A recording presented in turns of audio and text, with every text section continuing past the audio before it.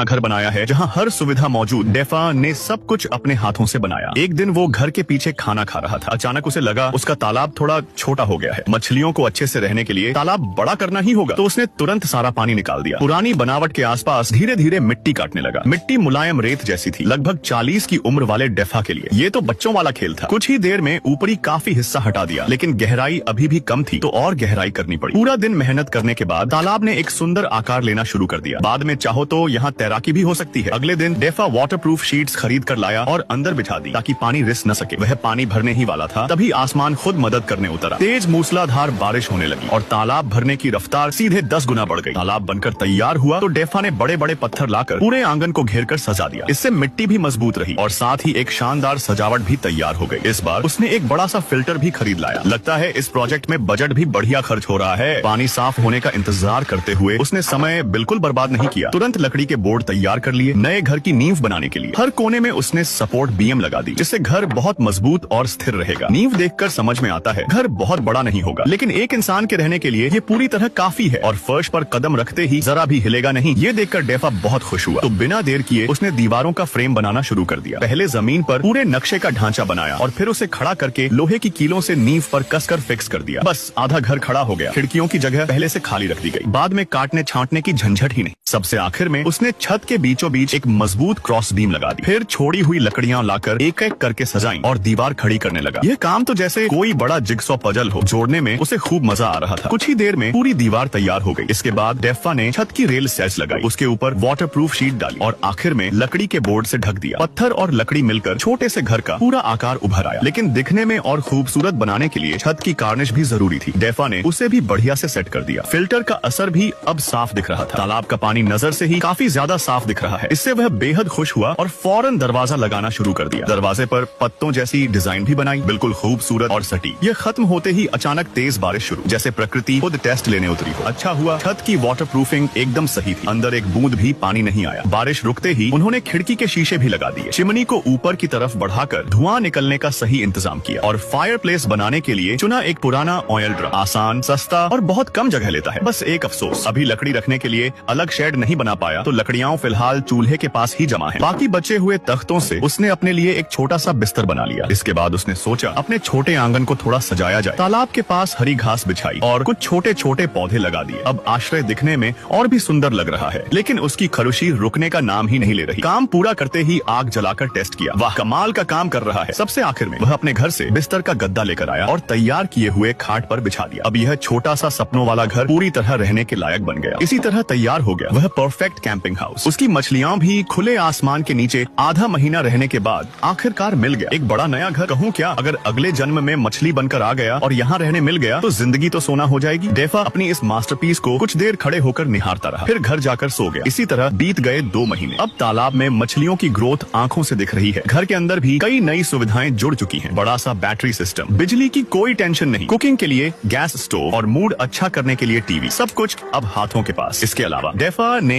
तालाब में एक छोटा जलप्रपात भी बना दिया। अब पानी में ऑक्सीजन भी ठीक से पहुंच रही है। नए घर के उद्घाटन सेलिब्रेशन में उसने सीधे निकाल लिया। एक मोटा सा बीफ स्टेक कैंप फायर पर रखकर ग्रिल किया। काटते ही समझ में आ गया, 7 भाग पका हुआ, बिल्कुल परफेक्ट। कुत्ते को भी मिला उसका हक वाला हिस्सा। फिर डेफा तालाब के किनारे बैठकर मजे से खाने लगा। आरामदायक जिंदगी का असली स्वाद। इतना कंफर्टेबल और दिल खुश कर देने वाला ये वाइल्ड शेल्टर देखकर कौन नहीं चाहेगा अपने लिए ऐसा घर। अगर एक इंटरनेट लाइन भी खींच कर लगा दी जाए तो कम से कम 1 साल मैं तो यही मजे से रह लूं।